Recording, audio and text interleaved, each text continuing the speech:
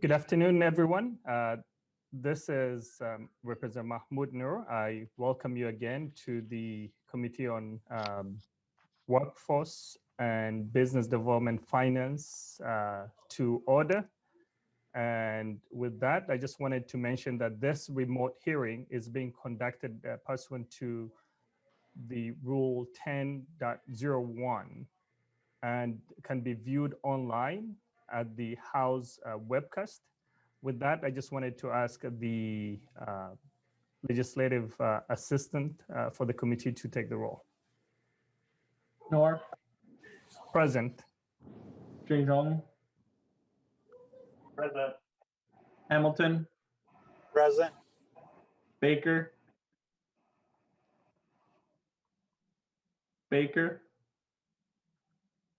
Gaffney, Present. Frankie, Present. Greenman, Present. Haley,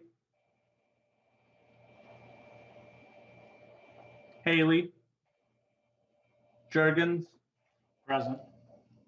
Cagle, Present. Katiza Watun, Here. Olson, Present. Tujong, Present. Baker,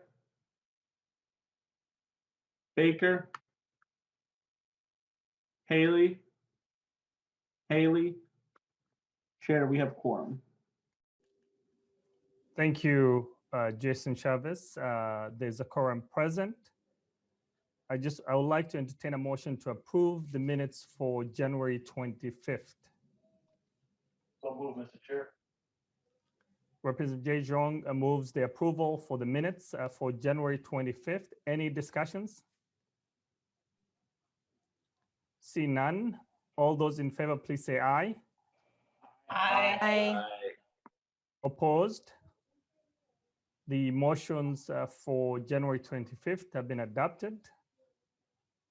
So members, today we do have conversation on something that we all are aware of. We passed legislation declaring racism as a public health crisis during last year.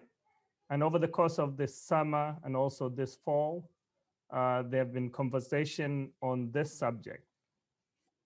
I know for many of us, sometimes it's difficult to talk about this topic because we talk about structural racism, we talk about racism in general. This is not to say someone is a racist. This is not about us versus them. This is not about taking resources from one group and giving it to the other. Members, it's a way of us to keep an open mind and think about our neighbors, think about individuals who have been left out for a long, long time, and figuring out how we can be fair, how we can be just, how we can be more equitable, and understanding from that equity lens of what we need to do. We all know that COVID-19 pandemic has disproportionately impacted the BIPOC community. We know that there are various structural, long-term, persistent that exist in our system, but we also know there are other societal impacts that have contributed to this crisis that we're dealing with. Today we'll have some conversation, and we're glad to have one of our members who has served on the House Select Committee, which you have received the final recommendation that was sent to the legislature. Chair Moran and Co-Chair Ruth Richardson and also Vice Chair Lisa Demott have put forward a very strong recommendation alongside with the members who served. So I wanted to start the conversation by inviting our own member here, who was a member, Representative Cagle. If you can give us a little bit of a briefing in relation to the Select Committee.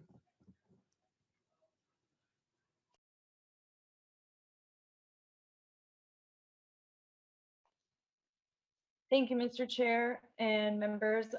So I was appointed to the Select Committee on Racial Justice, and over the interim, we had 6 meetings for this committee. And I'm just going to give a really brief overview of what those 6 meetings encompassed. But I thought it was really important. Our first meeting, we talked about the definition of racism. And so, according to the Public Health Association, racism is defined as a system of structuring opportunity and assigning value based on the social interpretation of how one looks. And we call that race.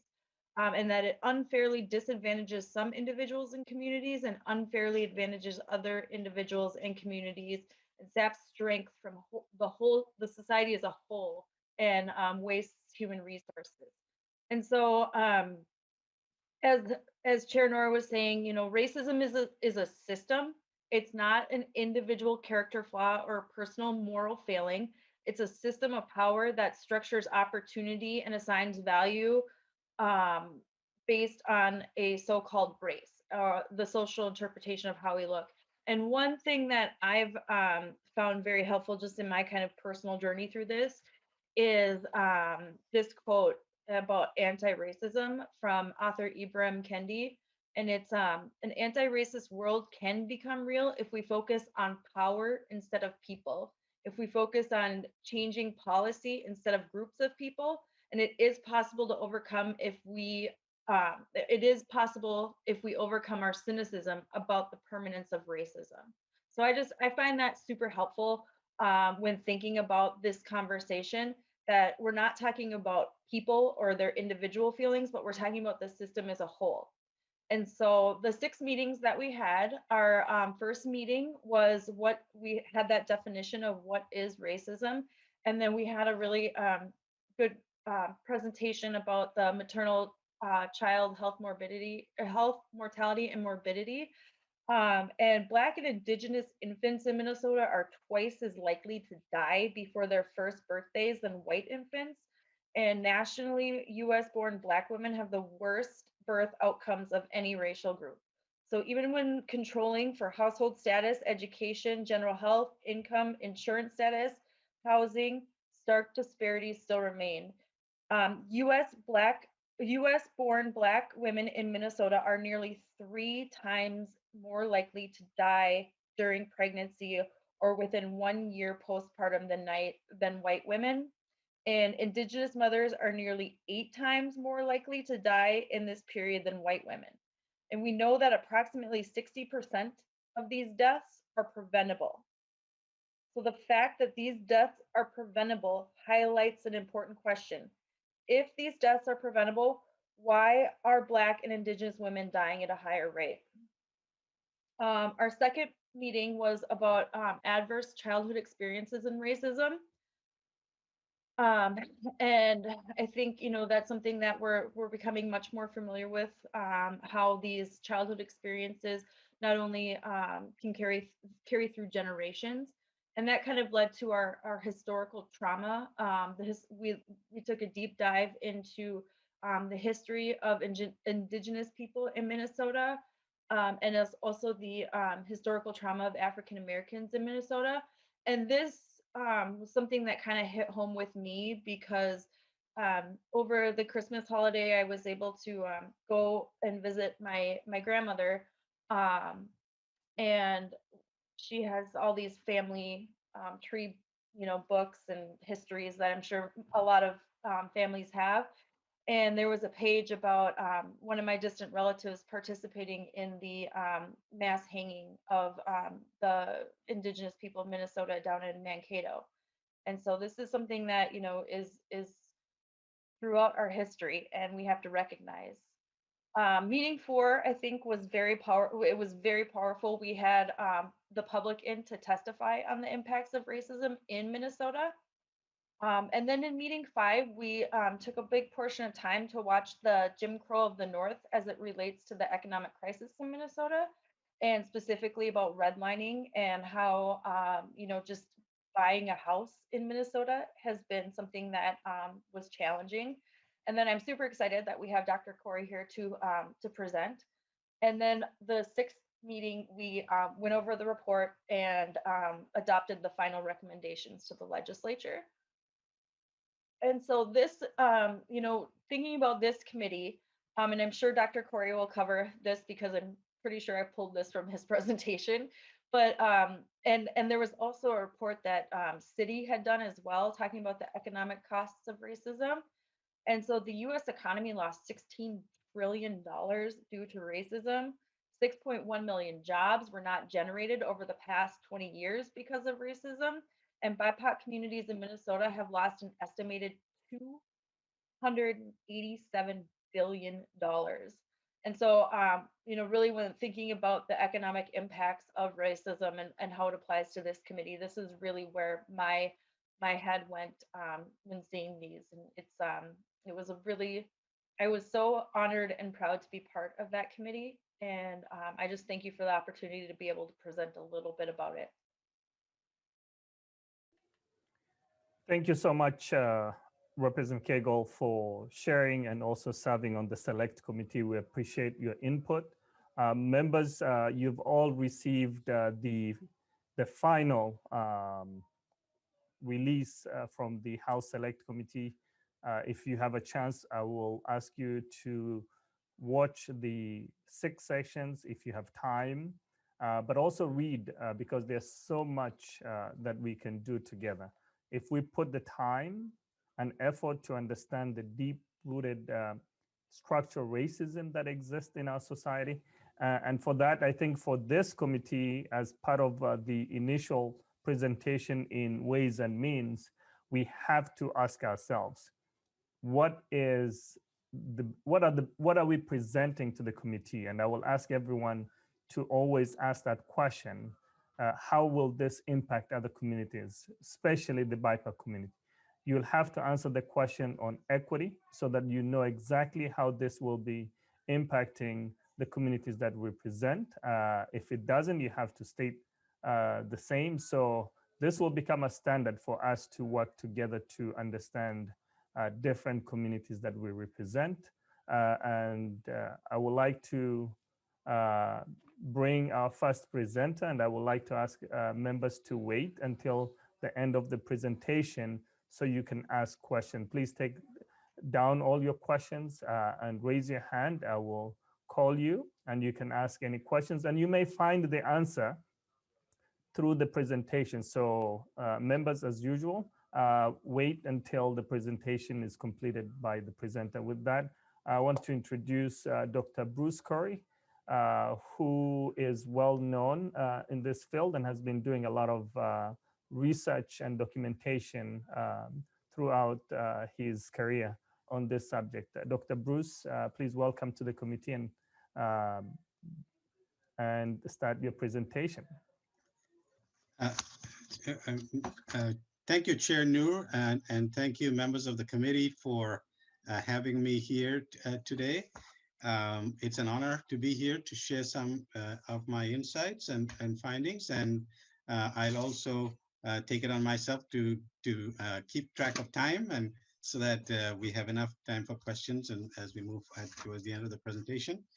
I want to commend Chairs Moran and Richardson and the committee, the House Select Committee on Racism, Racial Justice, that produced a groundbreaking report on this and shows a national leadership on this area of great importance.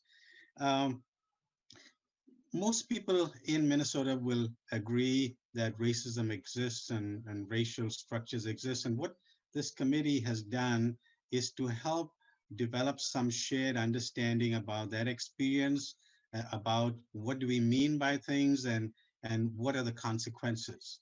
And so that is the framework in which my presentation begins, because what I want to do is to share some insights at the end of this spectrum of what's the ultimate economic cost of this system of racism that the committee talks about.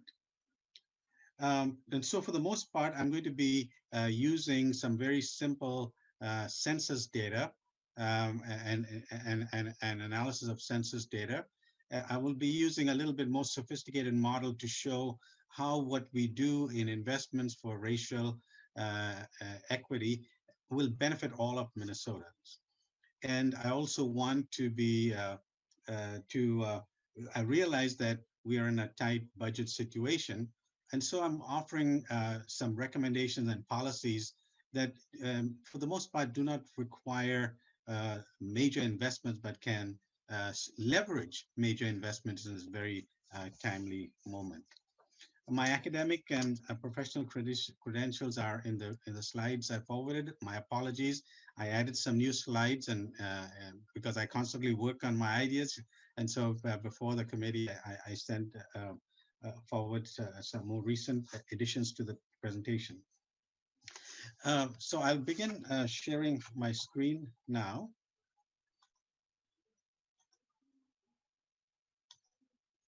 And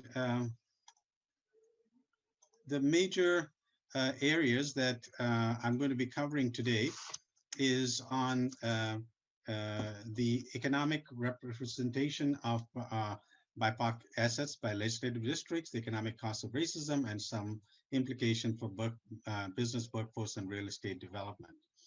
You see, another context of both this committee and the legislature is that about in 2010, when the redistricting committee process was going on, and the judicial panel welcomed public testimony, a group of us, a multi-ethnic, non-partisan group, went before the committee and showed them a map of BIPOC assets across legislative districts, and posed a question to the judicial committee: how would you make sure that these economic, political, and other interests are adequately representative in the districts that you drew up?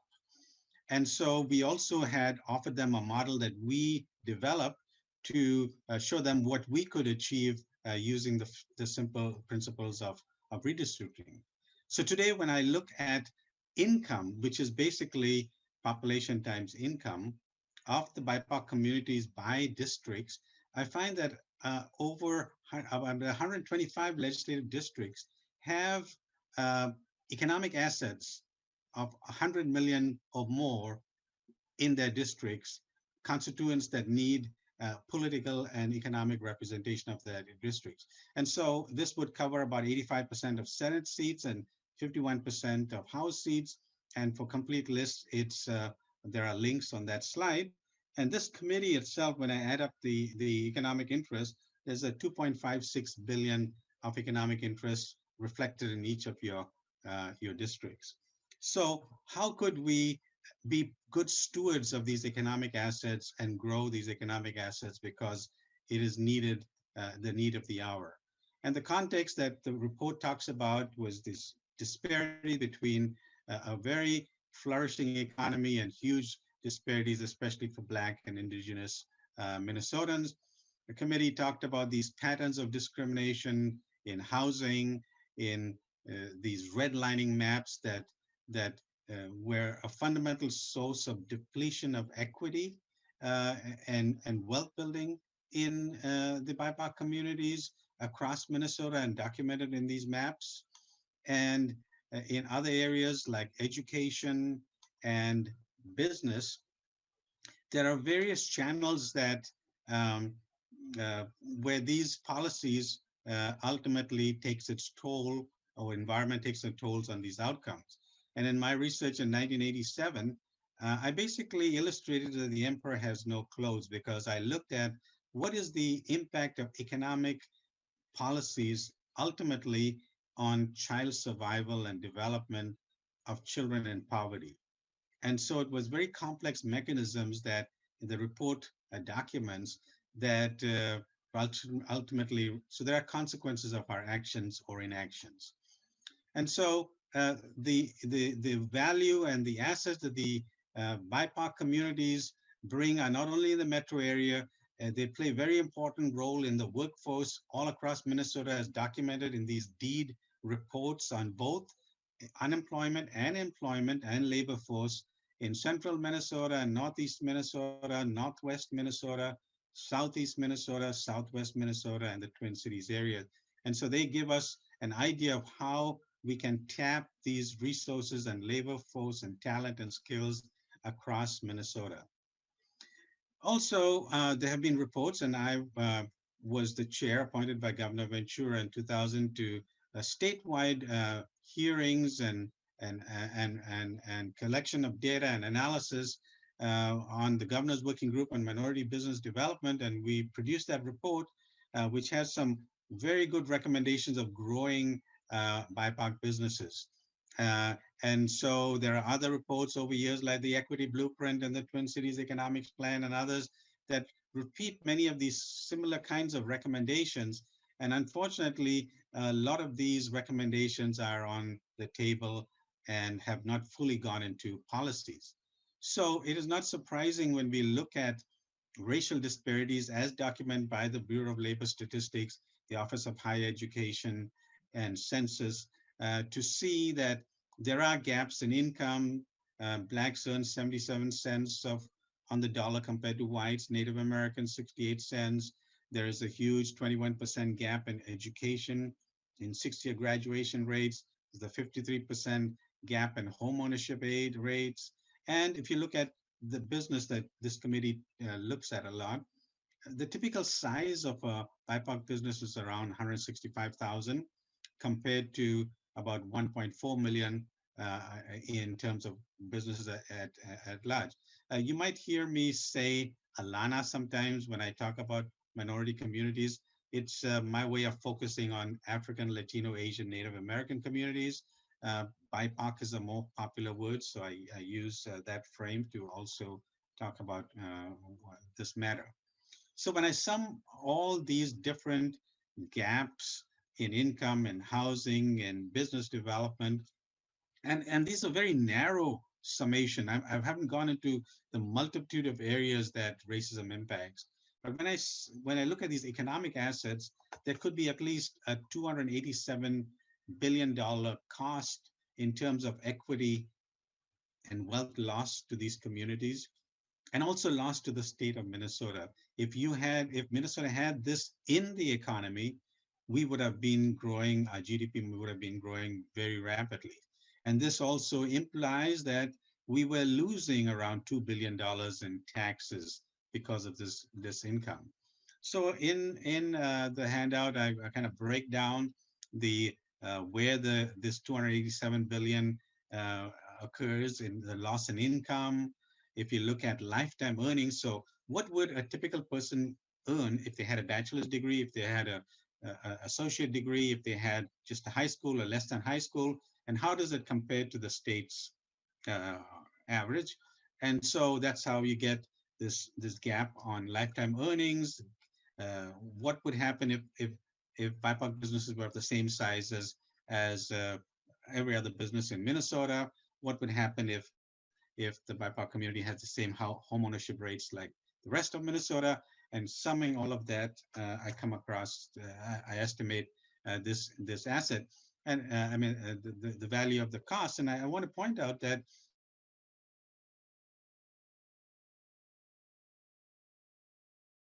billion, it's in the billions. It's a significant impact that has been borne by these BIPOC communities, and it also provides an opportunity of what we might do in the future.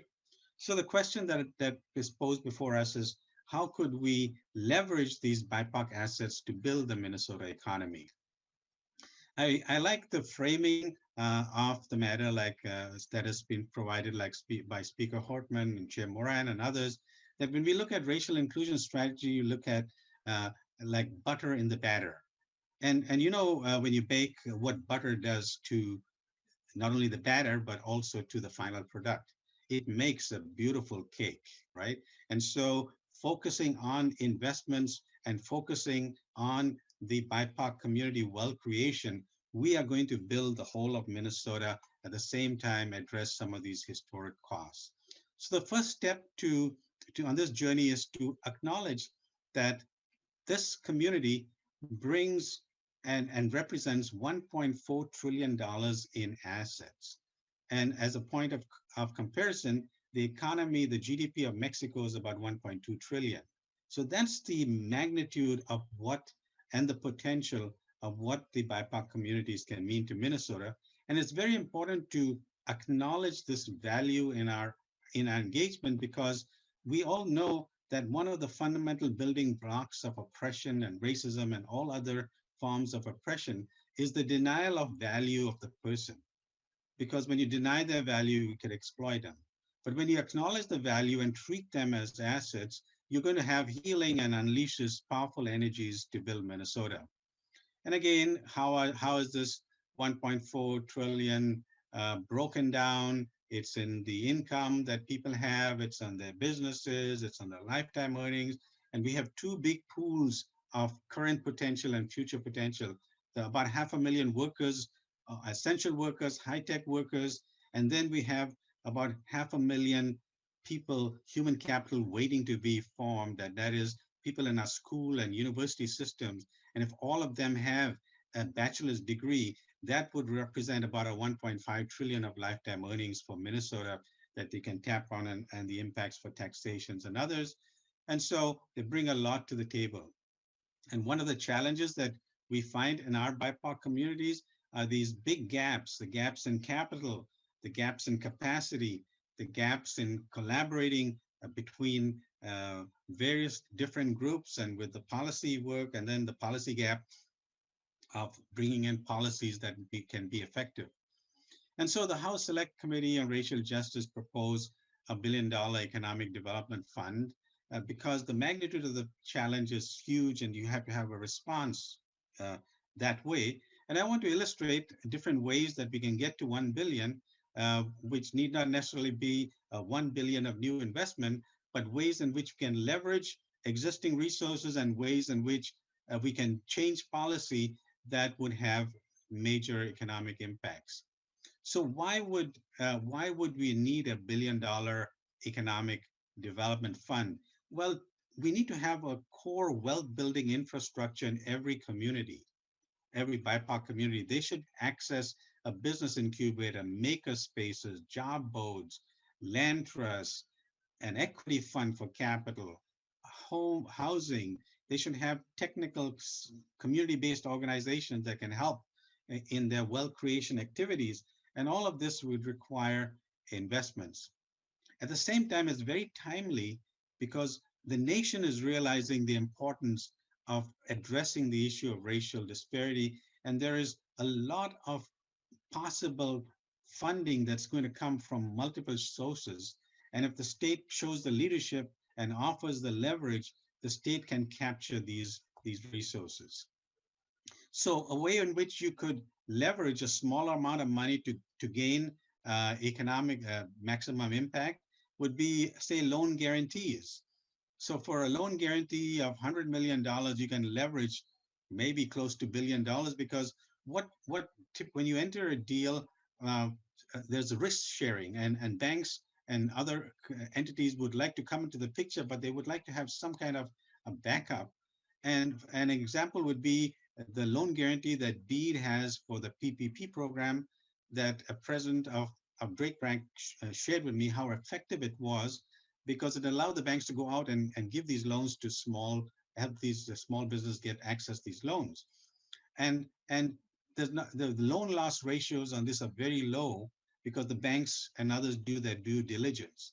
So you're taking an asset of the state and you're just leveraging it to bring other players in the table.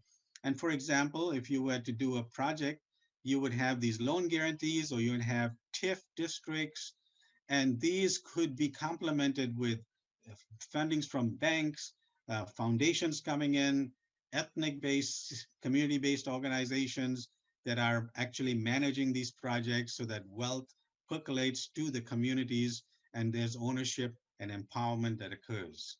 So it's a very effective strategy that costs no money. And if the legislature is in the mood for taxation, the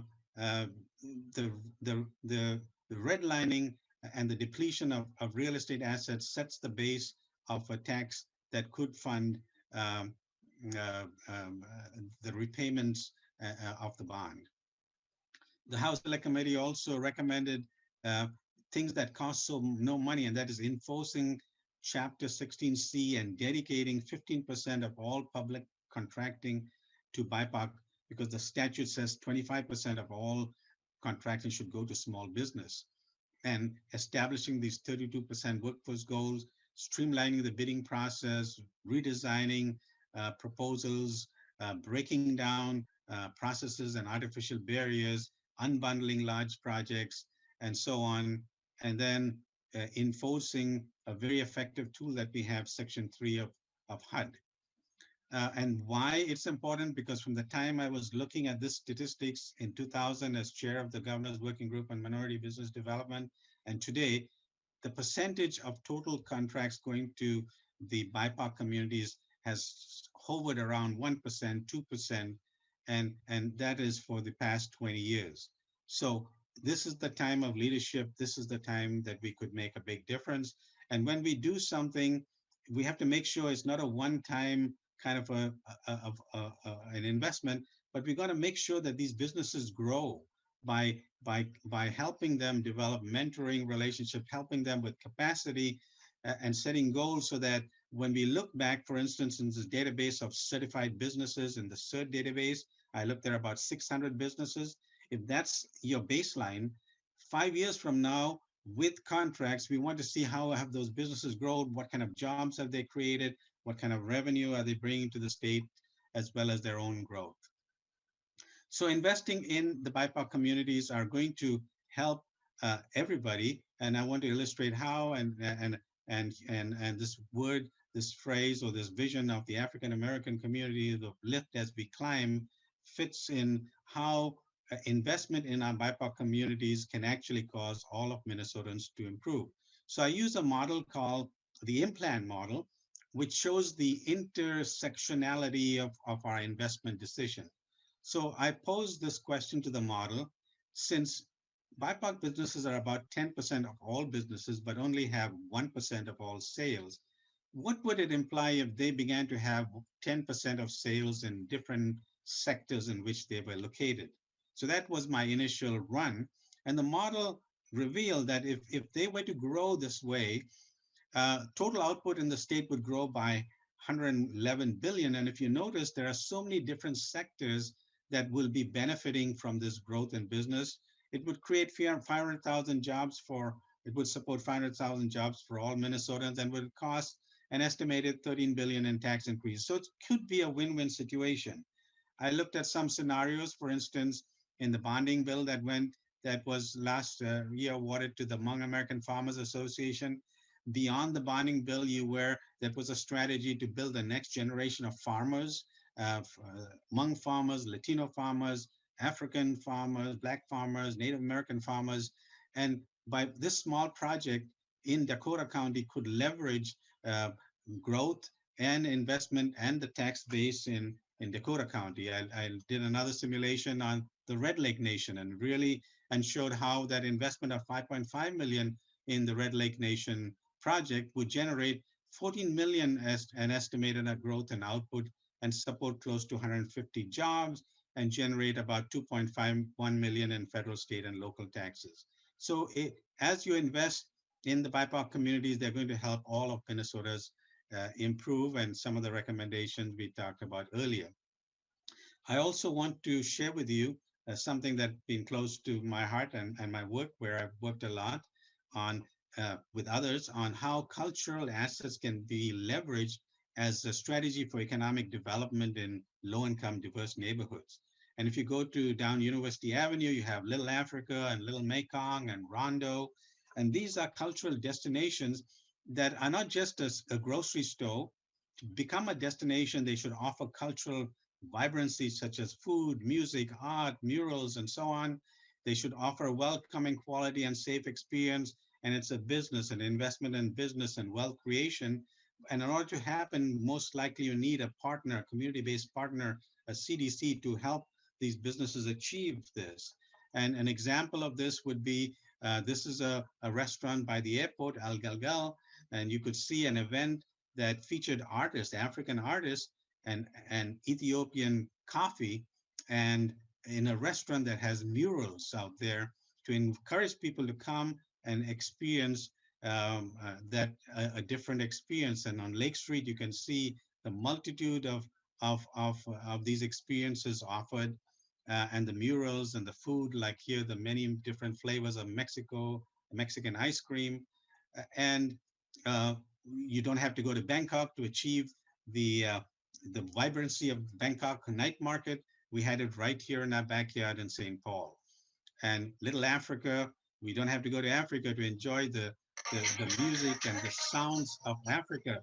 We had it right in our backyard in let me just move it forward. Yes. I'm just going to forward it a bit so that I can move forward.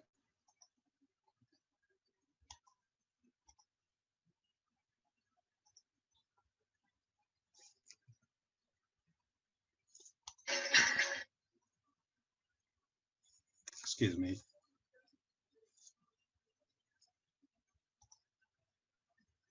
I'll just forward that a minute and go back to the slide.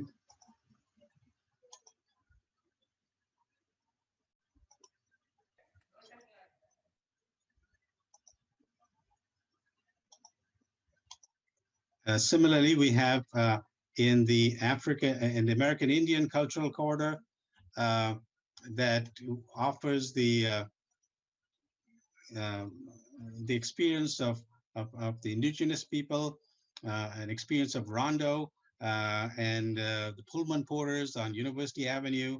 And lately, an example of how the power of this model, when these restaurants were closed, I organized the Taste of the World tour, where people could go to each one of these locations and enjoy the food of Mexico, of Burma, of Thailand, of Cambodia, of Somalia, and capture the experience. And the power of this model was when I talked to one of the restaurant owners, he says, I've been getting all kinds of new customers I've never seen before. I'm so happy my market and my base has expanded.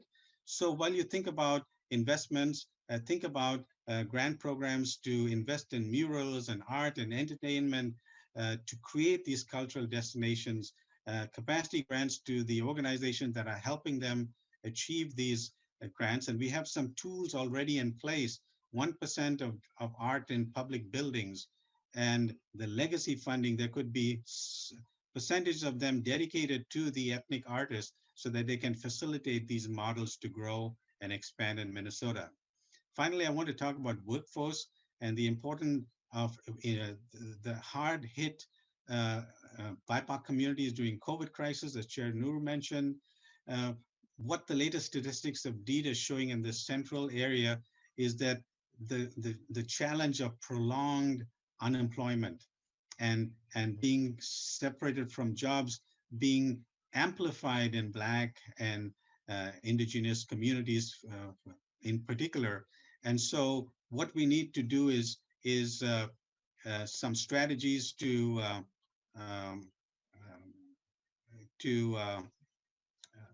I'm sorry about that, but again, when I click the link, it clicks to that event, but I'll keep talking. So we're accounting for strategies that would help these communities improve workforce. And two important strategies are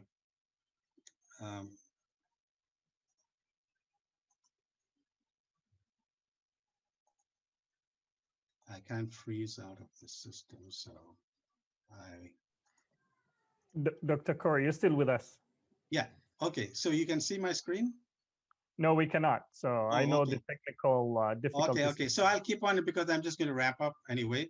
So there are two workforce strategies that you could think about. One is what the Federal Reserve banks are calling opportunity occupations that have certain similar skills that you could translate someone from a low-paying job of $15,000 a year to move them to a higher level job. Very similar to career pathways, but different. But you would need those kinds of strategies to invest in bringing this hard to reach unemployment that is occurring across Minnesota.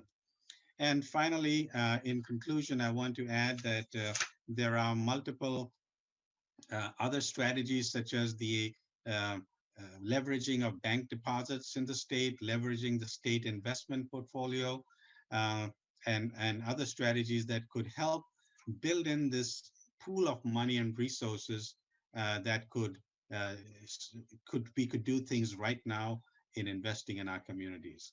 So I'll stop there for now and take questions. Thank you. Thank you, Dr. Corrie. I just wanted to recognize two members who joined us during the presentation, Representative Haley and Becca, in attendance in this hearing today. I just wanted to give members an opportunity to ask questions. Otherwise, I've got several questions for Dr. Corrie.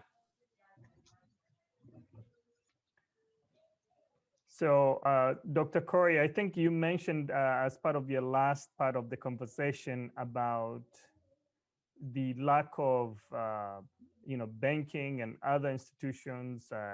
Quite frankly, we haven't seen any major, economic boost when it comes to developing our own minority depository institutions. I know we do have a few CDFIs through the CDCs that you just covered. What is prohibiting the state of Minnesota to attract those kind of investors who want to see an economic development happening in the communities of BIPAC and low-income individuals? Chair Noor, that's a very great question, and I think it's a timely question. Vice President Harris, while senator, was part of a group of people that were working with Senator Warner that proposed to Congress changing, empowering these depository institutions to be owned by minority communities, BIPOC communities, changing the way Federal Reserve Bank operates. And so now that she's in the White House, we could see those kinds of changes possibly happening. So the question arises to Minnesota is, how could we be ready to take advantage of those changes? That's why we launched this Alana African Latino Asian Brain Trust, to get people with the concepts and the tools ready to take advantage for it. So for example, 2 days ago, there was a conversation with a person in the equity world around developments in North Minneapolis. And he said, we're ready to bring equity capital into these projects, but we want to show, but can you bring together a team of state investments like these loan guarantees? Can you bring together banks that would be participate? Because should take the village. You got to show that you got skin in the game too, and that it's not our investments only. So the state can offer this portfolio of tools. And so, for example, you have this 100 million loan guarantee pool, you have TIF districts, you have these other tools that you operate, and projects could apply for them where they package these deals together that make these things happen. And the moment you do that, as this banker told me, he says, we are willing to invest provided we know that the entities that we are working with have staying power, that we have risk sharing, and these things like loan guarantees work magic for them because they be able. So it's a very timely, important person, because there are millions, literally millions of dollars of foundations. Just think about the Bush Foundation locally announced that $100 million social impact fund. The state could say, hey, we leverage you and focus on these investments. My follow-up, Dr. Corrie, is for any economy to thrive, you need to have consumer spending. And the consumer spending is so significant when you've got new Americans, when you have got individuals who are moving up the ladder because they're gaining more income as they go through their career process. They buy homes. In fact, there's more than 16,000 BIPOC community members who are ready, mortgage ready, but they don't have the opportunity to buy those homes, which is holding back, quite frankly, our economy. They buy durable goods. How can we as a state incentivize the need for more consumer spending? Because we know they're in the lower brackets in the economy. Any resource they get will be invested back into the economy. Chair Noor, yeah, I will also work on that economic model to show that particular impact that you're talking about of the 16,000 households. But the access to capital is this big block that's preventing this entrepreneurial energy to happen. I did a study on we did with the African immigrant communities, did a study on the economic contribution of African immigrants. We did over 500 surveys which reached to such a wide diversity of the African immigrant community.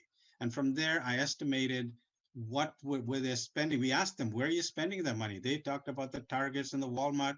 So they are spending at least $500,000, $1 billion. I can get you the exact numbers just on mainstream stores. And then another significant chunk of money on the ethnic-based stores. Now, what would happen if a lot of these communities would say require alternative finance instruments? What if we offered some profit sharing and other kinds of investment pools? You're going to cause an economic engine being mobilized, not only in the Twin Cities, but in many towns and cities across Minnesota, where there's new spending, multiply is going to happen, and they're going to be going to all these stores. And I have the list of names of all the stores that these people shopped at.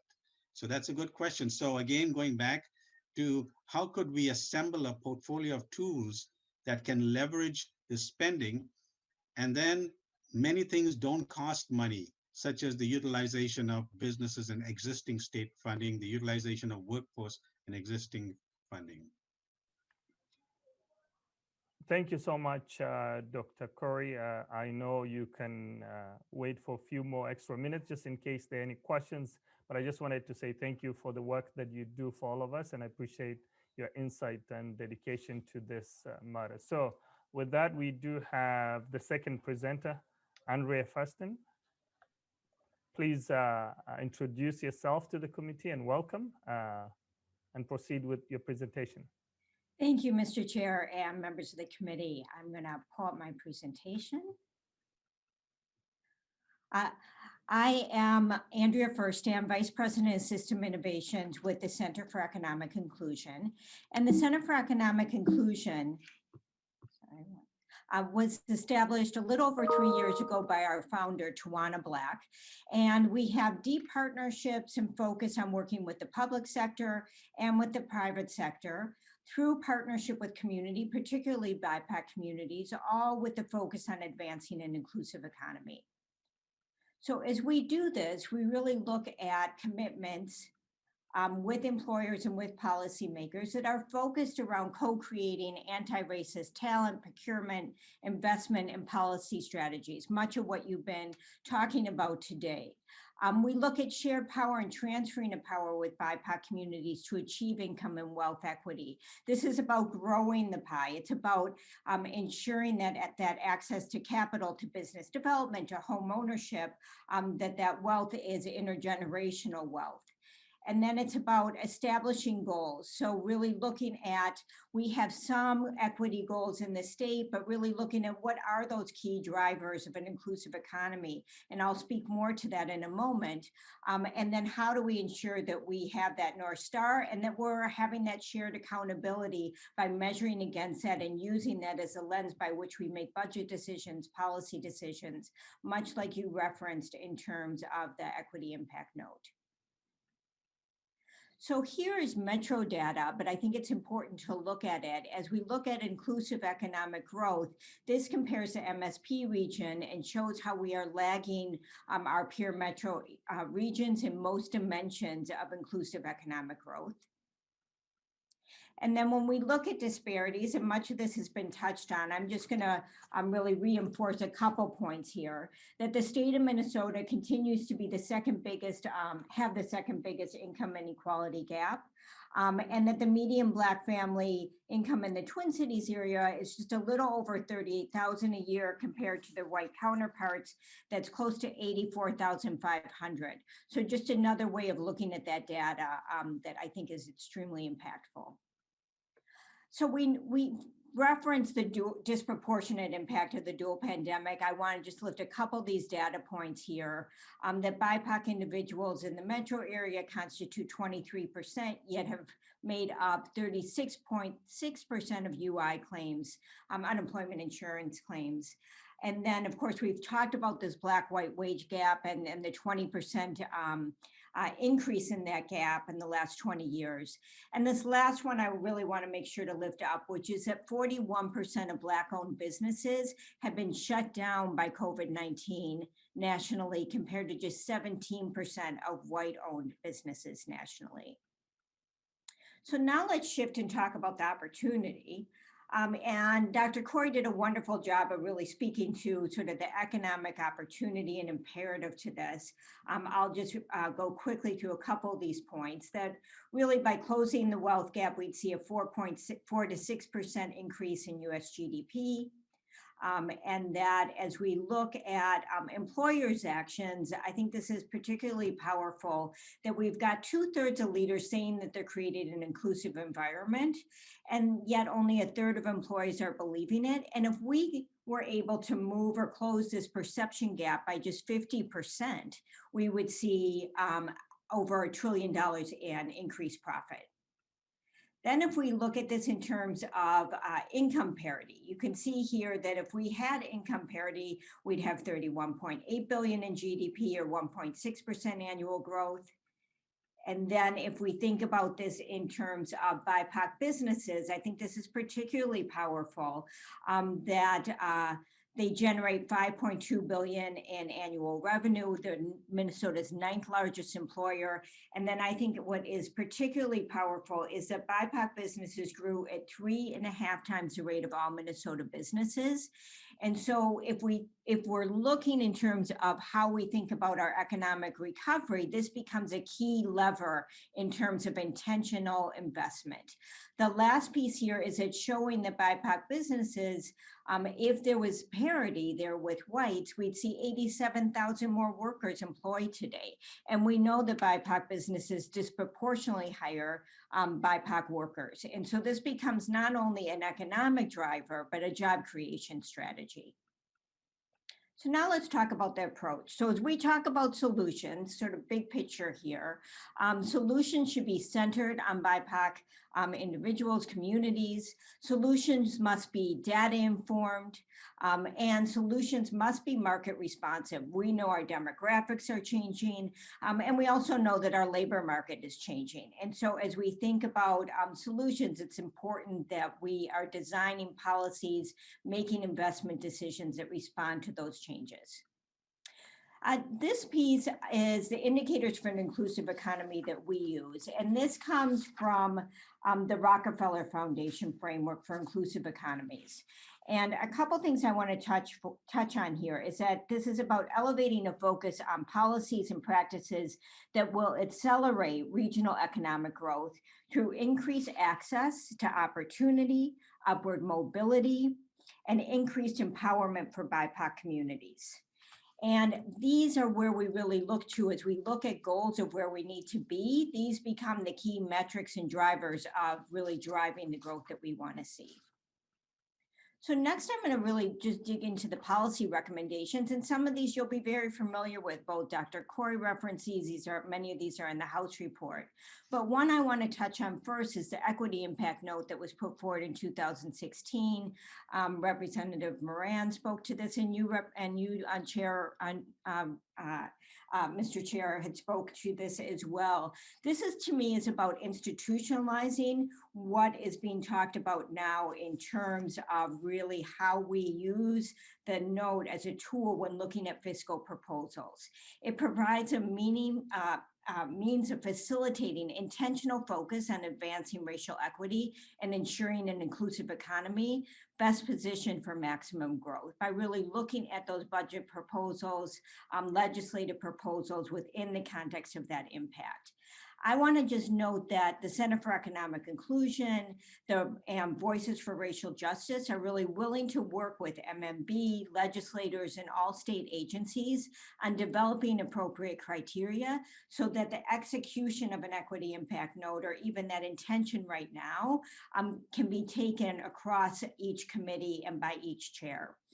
Now, the next one is really around establishing goals. I touched on this. This is about ensuring we have that North Star and that shared accountability, and that we're using that in terms of looking at results and future decision-making. The bulletin items are things that we're lifting from the House report that we think really are high impact. It's not meant to be a comprehensive list, as there are a number of, I think, excellent recommendations in that report, but these are ones we want to lift as really ones that we want to bring particular attention to.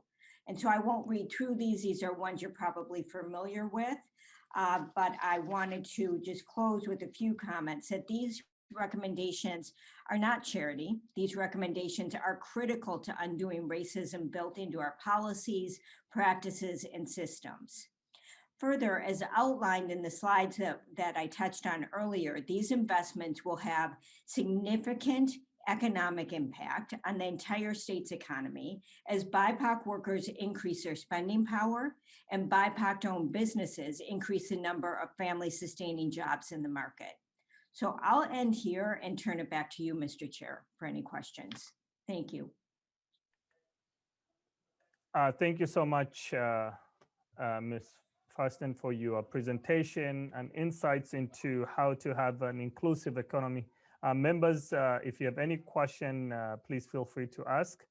But this is more in line with what we're facing today in terms of establishing pathways for an inclusive economy whereby we invest where it's needed.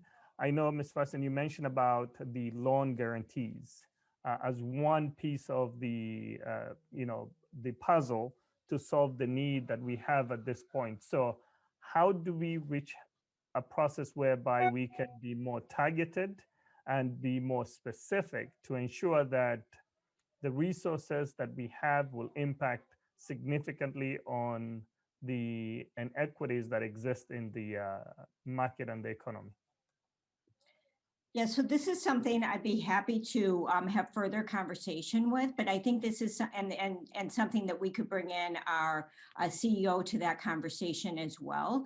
But I think that particular recommendation is important because often what we hear from financial institutions is this sort of risk avoidance. And I think by that partnership between the public and private sector, we really begin to change the dynamics and we really begin to talk about that intention around where we need to be growing our economy, really looking at that intention and the longstanding wealth extraction that we've had. And then how do we then do that by not just so-called managing risk, but really by looking at this from an asset frame, but recognizing that there would need to be a designed intentional approach to that. Thank you, Ms. Ferstan. Just how do we merge the private sector and the public sector and also the nonprofit? Sometimes it's not only the state that will solve the issues. How do we create more robust public-private nonprofit partnership to really tackle the major problem that we foresee in the economic outlook? Yeah, so this is something the center is deeply committed to, and we are bringing public and private sector together in a trust. We're developing individual contractual relationships to really drive those shared goals. I think when we look at the legislature, certainly there's examples of legislation that are written to really drive that partnership. And I think it's also about building those relationships and convening those tables, task forces to really both develop and then drive those solutions. Thank you so much. I look forward to that conversation to allow us to, think through the process, how we can reimagine our economy to be more successful, inclusive, and be able to really, this is a matter of generating more revenue for the state and for the cities and the counties and local government. So we need to be more strategic, be more precise, and to be able to provide those opportunities and possibilities. So thank you so much, Ms. Ferstan, for your presentation. You can wait just in case of any questions that may come in the end. We've got 30 minutes. So the next presenter is Kaying Yang. Please introduce yourself and start the presentation. Thank you very much. Good afternoon, Chair Noor and members of the committee. My name is Gaying Yang, and I am the Director of Programs and Partnerships for the Coalition of Asian American Leaders. I'm going to just share my screen for a minute here. We are a social justice network organization that brings over 4,000 Asian Minnesotan leaders from across sectors, ethnic groups, and generations together to harness our collective power to ensure Minnesota works well for everyone. I'm very honored to be here today because when we talk about equity solutions, Asian Americans are often excluded from this table. So I'm just very pleased and to be here and to talk a little bit about our community. And I think it's a perfect fit into this conversation because I want to focus very specific to the Asian American community here. My presentation today will include 3 parts. First, I will share context about the Asian Minnesotan population. Secondly, I will talk specifically about what we know and have heard about how this community has been impacted by COVID-19. And lastly, I'll leave you with some recommendations. Asian Minnesotans, as you know, let's see.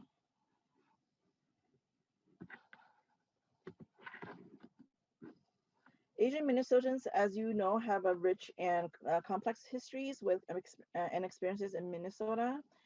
Our population is diverse and represents over 40 different ethnic groups. Though our immigration paths vary greatly within the population, I want to contextualize the diversity because it will give you a deeper understanding of the important nuances at the intersections of race and ethnicity, immigration, gender, culture, and economics that must be considered as you move forward in recovery efforts for Minnesota's economy. Many Asian Indian Minnesotans immigrated here as highly skilled workers who are filling a need in our economy and helping it grow in specialty areas such as technology, medicine, and the sciences.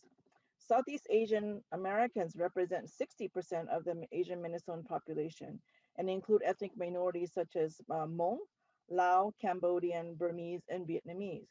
Many Southeast Asians came as political refugees in the 1970s and have entangled relationships with the United States.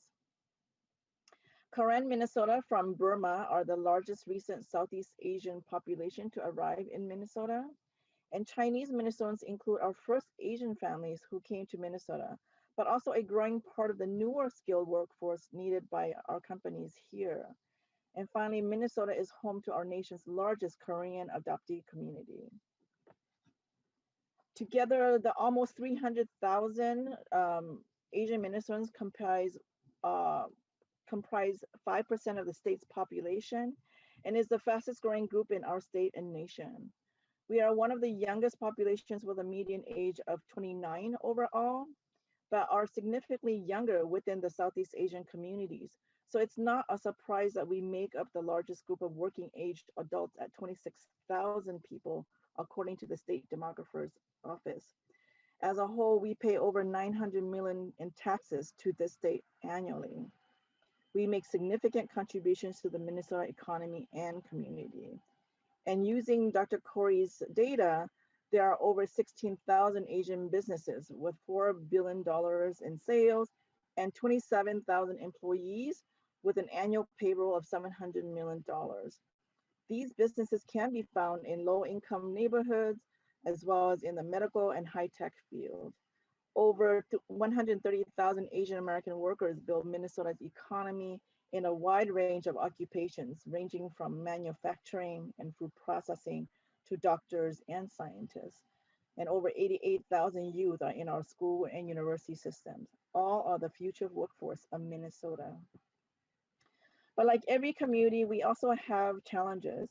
Our members made most vulnerable are families and individuals with immigration and refugee statuses, women and children, low-income workers, families living in poverty, those with limited English proficiency and limited technology, fluency, and multi-generational households. Additionally, it goes without saying that the generalizations that Asians are universally successful and are perpetual foreigners has detrimentally excluded this population from many opportunities and efforts. Asian community experiences the widest income in the US, with those in the top 10% of the income distribution earning nearly 11 times more than those in the bottom 10%.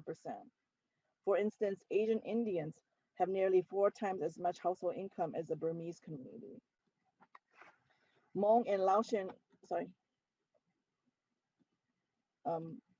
Laotian communities have both low median household incomes per capita income when compared to other groups.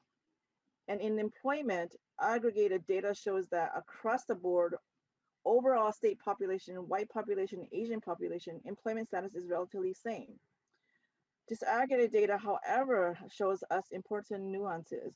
For example, the unemployment rates are twice as high among those in Cambodian and Hmong communities compared to the general population. And the data about those not in the labor force may be explained by the population's median age. As shown in that previous slide, the Burmese population are the youngest among these 10 Asian subpopulations listed here, and Japanese are the oldest. So disaggregated data should be collected and used to better understand the complexity and lived experiences of different Asian Minnesotan communities. Since the COVID pandemic, nationally in the US, the unemployment rate between February 2020 and May 2020 among Asian Americans and Pacific Islanders rose from 2.2% to 13.3%, which is a larger gap than the overall unemployment rate. Unemployment is heavily concentrated among workers in low-paying jobs. Female workers are experiencing unemployment at a higher rate than their male counterparts. Workers who were not born in the United States are also experiencing unemployment at a higher rate than those US-born counterparts. And workers with less formal education are experiencing unemployment at a higher rate than the ones with bachelor's degree. I'm just sharing data that you may have already seen from MDH here, but COVID-19 brought to the forefront xenophobic and anti-Asian racism that further exacerbated the economic downturn for many. Asian Minnesotans felt unsafe to simply take care of themselves, their businesses closed, and unemployment soared, as I just mentioned, in certain industries. In addition, because of our community's larger representation in certain fields like meatpacking or healthcare, they had to work and were overexposed to the coronavirus. So for example, we represent 5% of the Minnesota state population, but we also make up 5% of all cases, COVID cases. 6% are hospitalized, 8% are in ICU, and have a 4% death rate. So particular segments of the community are now desperately facing health and financial insecurities.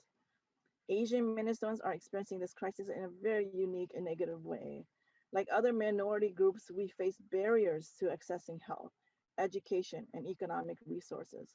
But we have also been singled out as Chinese and are facing racism and xenophobia. This combination of challenges is putting our community at grave risk of negating all the positive progress that the community has made in Minnesota. As the pandemic continued, we convened our community and heard from micro and small businesses that economic relief programs are often not designed to be accessible to these businesses who need financial support and help the most to survive. These include minority-owned businesses and other companies that are traditionally disadvantaged in the lending market. The following story at the beginning of the pandemic illustrates the challenges faced by business owner Dana. She says, I have been supporting myself financially since I was 17 years old. 4 years ago, I bought a house in Savage, Minnesota. But after 3 years ago, about 3 years ago, I decided to follow my passion and started my own business. I was doing well. Then the deadly virus arrived in Minnesota and I had to close my doors.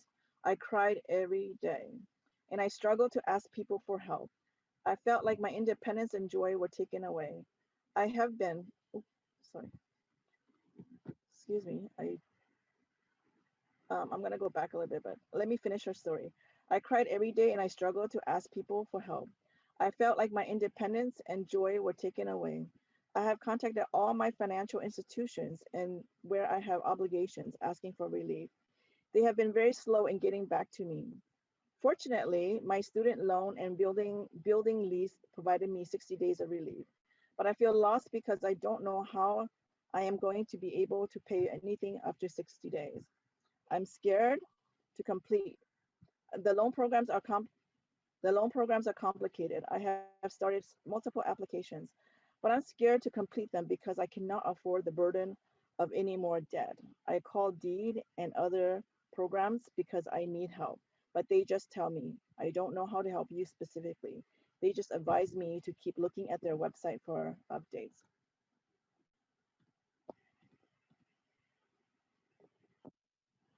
I'm gonna try to go back to my other slides for a minute here.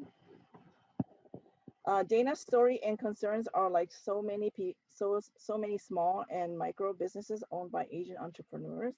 At this time, business owners cannot risk taking on loans and few grants are available for businesses. Many are underbanked and have little capacity to apply for forgivable loans. By the time they hear about programs, they are often too late because bigger businesses with more capacity have tapped into the resources already. In addition, Asian minister-owned businesses fear xenophobia and racist discrimination are stopping customers from patronizing their businesses. I'm gonna stop sharing for a little bit and try to go back to my slide if you don't mind.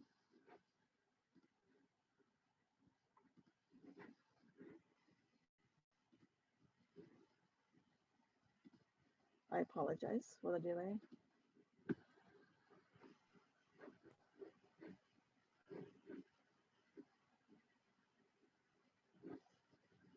Can you see the slides? Not yet, Miss Yang. Okay, let me try one more time. Thank you. Sorry about that. Okay, can you see it now? Yes, we can see. Continue, Miss Okay. Yang, please. Okay. Between April 2020 and November 2020, we surveyed Asian minister and small micro business owners to understand how the impact of COVID has had on their businesses, what their concerns are, and what kind of assistance they needed during and after the pandemic. All the respondents you can see on the graph, 42% provide business and wellness services and supplies, 21% are in the restaurant and hospitality sector, and 47% generate less than $99,000 in revenues. 19% generate between 100,000 and 249,000. So you can see they're very small and micro. All respondents reported their business suffered negative financial impacts during the pandemic. 72% had either decreased revenue or no revenue at all, and 51% had to reduce their business hours and or temporarily close business. Due to their decrease in hours of revenue, 43% respondents reported they have been unable to pay bills for their businesses. Asian Minnesotan entrepreneurs face many barriers, as I said, when they try to access financial assistance. Our survey shows that community organizations were the primary source of support for receiving information and assistance about loans and grant programs. They indicated that even after they found the information about how to apply for financial assistance, they face additional barriers by completing the applications. They indicated the application processes and forms required were often complex, cumbersome, and the rules were confusing. Applicants found the application process especially difficult if English was not their primary language. Many respondents said they need help in understanding government resources, complying with requirements for government resources, including technical assistance. We suspect that this is the first time many of these small businesses have had to request governmental assistance to their business and are unaware of how to navigate that process, unlike nonprofit organizations. Again, community-based organizations are key in bridging the communication between government and private programs and Asian Minnesotan small businesses. So we recommend that you engage and listen closely to underserved and underrepresented communities to ensure solutions are equitable. These communities are rarely asked about their needs and challenges, so most end up spending their time reacting to programs that have been passed rather than providing input on the design of policies and programs. For example, the short application periods have been especially challenging for communities who have limited English proficiency. Recently, we published a report entitled Redefining Wealth Through Communal and Cultural Assets.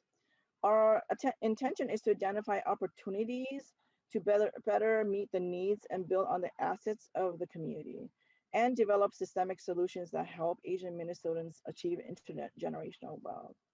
This report is unique in that it includes both disaggregated quantitative and qualitative data to elevate the nuanced lived experiences of Asian Minnesotans.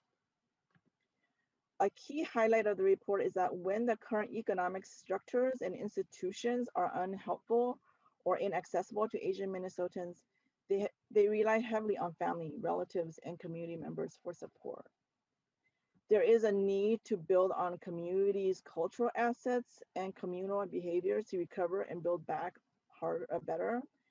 Start by acknowledging and respecting the widespread collective resource sharing practices when you think about policies and practices that can and should help these communities build financial wealth.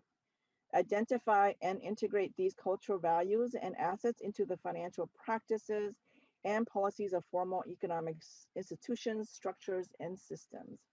Minnesota is in a position to model to other states the equitable way of talking about Asian communities, and opens up opportunities to model how to partner with communities to create systems that are reflective of the community's assets. Finally, during this time of crisis, our state must work harder to meet and support Asian, Black, Indigenous, and Latinx communities. Following are 6 recommendations for your consideration. 1, we recommend that you embed equitable practices in economic and wealth building legislation. Provide specific eligibility criteria that prioritizes historically underserved and underrepresented communities and make technical assistance available to them. 2, provide relief that prepares for recovery, not more debt. Provide grants for businesses that have smaller revenues and work with micro and small businesses to make sure they have the capacity to apply for those who give them loans. 3, invest in essential health safety plans. 4, support community-based organizations in the economic recovery. Provide a substantial long-term funding for community-based organizations, capacity, be strategic partners and effective cultural wealth building programs. 5, has been distributed and identify which communities are being left out. This information is not only inclusive, but better informs policymaking decisions, as well as practices and programs to support these populations. And design program frameworks and metrics from an individual. As my colleagues have said, this pandemic has shed light on structural inequities that are deeply embedded in our systems and society. We urge you to listen to community members, advocacy organizations, and families, and to support policies that bring about deep systemic changes. We need your leadership to help ensure that every community has the economic resources to recover from the pandemic. Thank you very much for your attention. Thank you so much, Ms. Yang, and I appreciate your input. You have highlighted many things that we need to take into consideration. You talked about the lack of dedicated technical support because some of these resources may be federal or state, but sometimes we tend to not prescribe how those technical assistance need to be supporting micro enterprises that you have talked about and some of the businesses. So I think we will have to think deep in terms of providing more dedicated technical assistance so that we can support businesses who have been impacted by COVID-19, but also to ensure that people are doing much better than before the pandemic. So those are challenges I think we all face. Members will entertain if there's anybody has got question. I see Representative Hamilton. Thank you, Mr. Chairman. And it's more of a statement. Dr. Yang, Dr. Corrie, I really appreciate working with you in the past. Dr. Corrie, I always appreciate you taking the time to educate me on the issues as well. We've had some time that we've spent together. I really, really appreciate that. Another thing that I'd like to comment on, Mr. Chairman, it's been very helpful for me, not only to visit with business owners and stuff in the district in which I represent, but it's also been very, very helpful and beneficial. Former Representative Karen Clark would extend an invite and I would accept and tour the district that she serves, meet with various individuals and what was important to them. And that's why I was happy to carry the bill on urban agriculture initiatives. And I had Senator Howe that invited me to his district. We visited some businesses over there as well. So I just want to say thank you to the members who extended that invite. And I'd also like to encourage individuals who do receive an invite to take them up on that as well. It's been very helpful. So again, thank you to the presenters. The information's been very beneficial, and thank you, Mr. Chairman. Thank you so much, Representative Hamilton. I think sometimes the data and the information that we get, I tell people that this is more even than what we've received in college and university. So we're getting more educated. Maybe we should get a degree out of all this knowledge that we're all gaining out of through legislative process. So it's more of factual data. It's more direct. It's more informative, and sometimes I think it helps us do better for our state. So I know we will have more conversation based on the bills that are going to be put forward to address some of the challenges that we've had today. So for next week, we will be discussing the budget recommendation that was put forward yesterday, and we'll have more, conversation. And I'm hoping that you have a chance to read through the budget recommendation. This is a moment that we have to pay close attention to how we're going to be solving some of the challenges that we're facing. So for that, I don't know if anybody has got any statement before we end the meeting today. Chair Nora, can I say, make a comment, please? Yes, proceed, Ms. Yang. And I see Representative Cagle next. Yeah, and I turn off my camera because my daughter is in school right now, but I wanted to acknowledge Representative Hamilton. He was, I don't know if you remember Representative Hamilton, but you were the chief author of a bill that we passed in 2017 called the Nonprofit Infrastructure Grant Program. And so I want to say that it's very possible to make policies that are very directed to underserved communities, because that program developed a $1 million re-granting program, which went through Propel Nonprofits, and it's still here today. And so we're hoping that you will reconsider that as you work with DEED to think about the support services that they are trying to create in one of their 4 buckets of programming and policy. And so I want to say that many of you around the table have already partnered with us to champion some of these very innovative models. And so I want to encourage you to continue to work with us as you develop and introduce the policies you are working on. So I just want to publicly thank Representative Hamilton for your leadership and in doing that with us. Thank you, Ms. Yang, and thank you, Representative Hamilton. I see you want to make a quick statement there. Mr. Chairman, I was just saying thank you. I appreciate that. Thank you so much. You're welcome. Thank you. Representative Cagle. Thank you, Mr. Chair. And I just really hope that any kind of legislation that we work on is that we bring these presenters back to really help kind of craft some of it. I'm really interested with around some of Dr. Corrie's ideas around the loan guarantees, and wondering if there's some creative ways that we can find some of that money to help spur some of this economic development. So This is having him really just down the street from us is such a huge asset, and I hope we can take advantage of that as much as possible. Thank you so much, Representative Cagle, for the insights. I know Dr. Bruce Corrie is always available to help us and guide us through this process. We appreciate the work that he continues to do. So I know for any member who's interested, he put in his contact information in the slides. Please feel free to reach out to him and ask him any questions that you may have. And for all the presenters who presented today. So thank you so much. With that, I don't see any further agenda items. So our meeting is adjourned for today. Thank you so much, members.